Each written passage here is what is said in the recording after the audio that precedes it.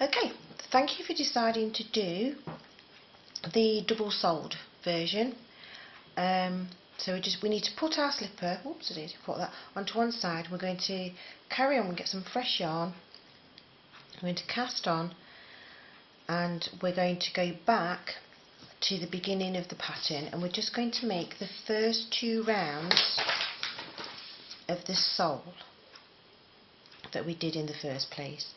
So that's chain 12, 1, 2, 3, 4, 5, 6, 7, 8, 9, 10, 11, 12. Into the third chain from the hook, 3 half double crochet. So that's 1, 2, 3. I'm sorry, I've got a tickle, my hair's moved. 1, 2, 3. I'm going to do 3, 1, 2, 3. Half double crochet in the next 8. 1, 2, 3, 4, 5, 6, 7, 8, 6 half double crochet in the last of the chain. 1, 2, 3. I'm tucking the tail under at 4. So that's 4. Oops, 4, 5, and 6. I love the way that it automatically opens the beginning of your chain to work back down when you do it this way around. Half double crochet half double crochet in the next 8. 1, 2, 3, 4, 5, 6, 7, oops, and if we can get it in the right place, 8. And I'm still doing the same. I'm not going in there. I'm going to go in this little bit of the chain that's left at the back of there and do 2 half double crochet. 1, 2. I'm going to slip stitch into the top of the first half double crochet under there. Round 2, chain 2, double crochet in the same space. Dear me, I'm not used to all this talking. I should be used to talking. I'm a right chatterbox really, but I normally am drinking more. 2 double crochet in the next 3. 1 double crochet, 2 double crochet, 3 double crochet, double crochet in the next 7. 1, 2, oops, 3, 4, 5, 6, 7, 2 double crochet in the next 7, 1 double crochet,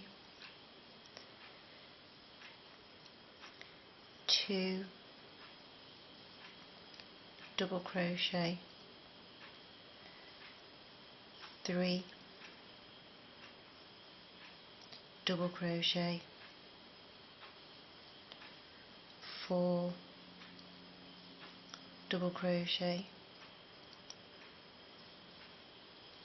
5 double crochet, 6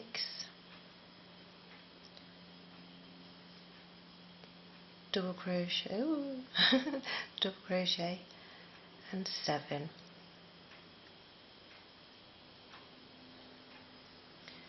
double crochet.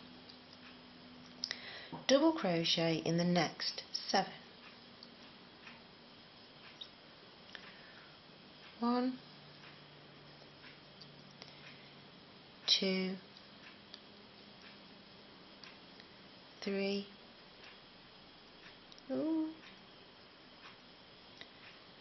4, 5, 6,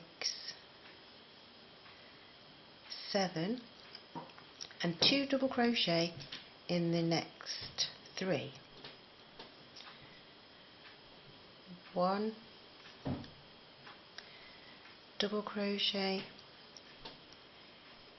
2 double crochet,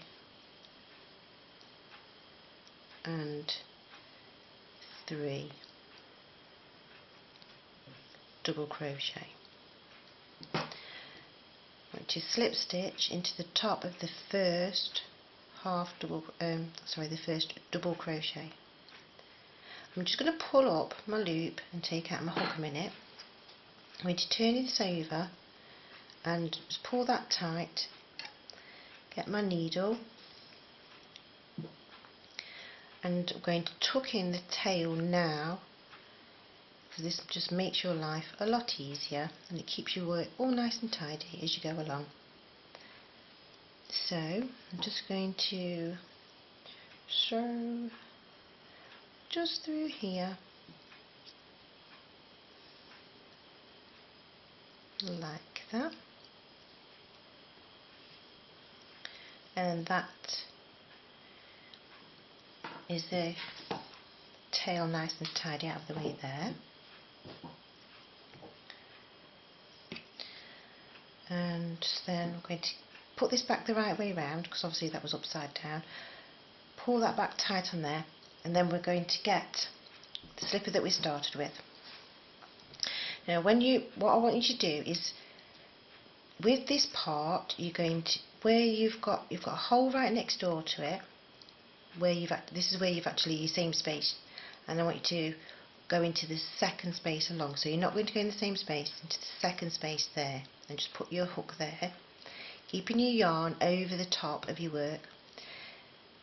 We're going to ignore this area here, because that's where we've gone and done our chain up, which we would do there. So we need to go into the second stitch over here, so we're in the same space, and we're just going to loosely slip stitch. So then you're going to go into the next space and underneath the next loop, and just loosely, not too tight, because if you pull it too tight you start to really shrink down your shoe, and it makes the sole go small on the bottom and it looks weird. So it's just nice and loose, easy, gentle stitches, and you do that all the way around the bottom of the sole until you get back to the top, so that we end up with our double-soled slipper, which looks lovely and neat when it's finished. It makes me wonder whether this is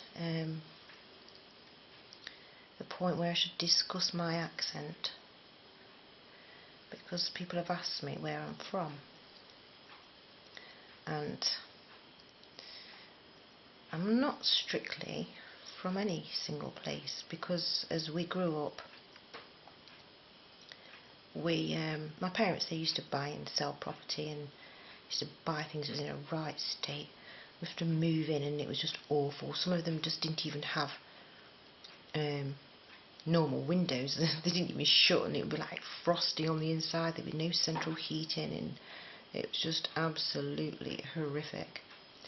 But then they used to work like troopers, and we used to help on when we used to get home from school. And before you know it, they was all looking nice and pretty. They'd sell them, and then we'd move on. So I always went to different schools. And when we went to different schools, I would pick up the accent of the area. So for example, in Bulwell, they don't say Monday, they say Monday, Tuesday, Wednesday. And my mum would always say, no, you don't say it like that.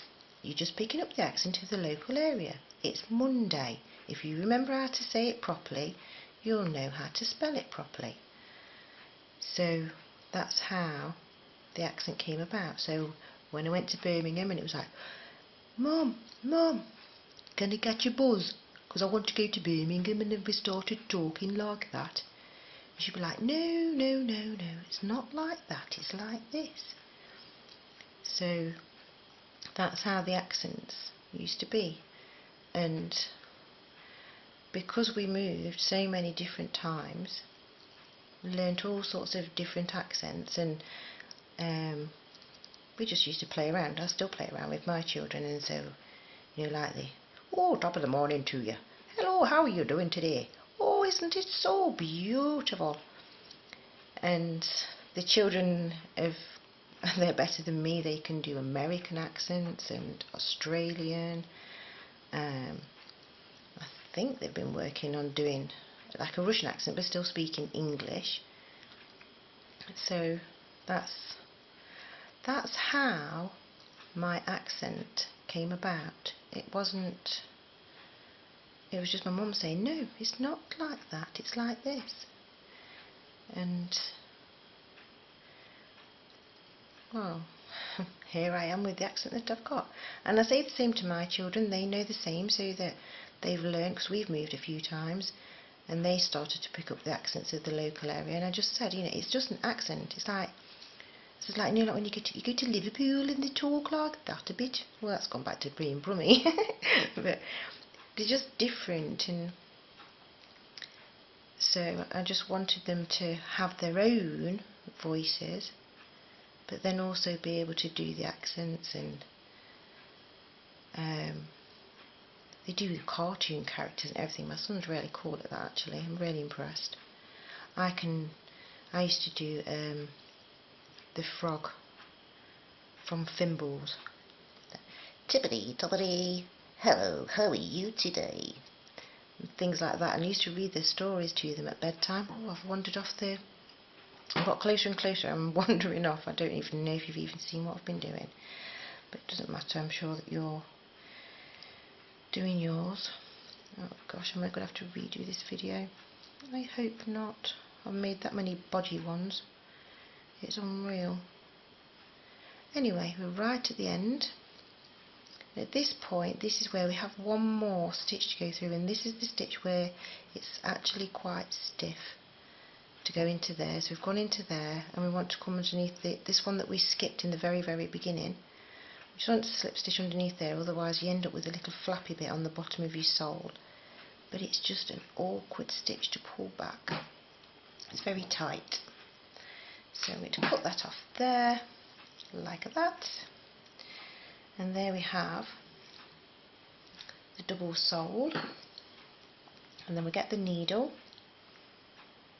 and we tidy up this part so we haven't got any tails dangling in the way and getting in our way when we go to add on our bows. And we just need to just come in between the soles of this one. You don't need to worry about lots of different threads, because as long as it's a nice straight line, so it's not uncomfortable for the child to walk on. And there, it's really snuggly, this one. I really like this. So there we go, that's the sole added on. So you've got a double sole onto your Mary Jane, and then the next stage is for you to move on to make the bow. So thank you for watching this video, and I'll see you in the next one. Bye for now.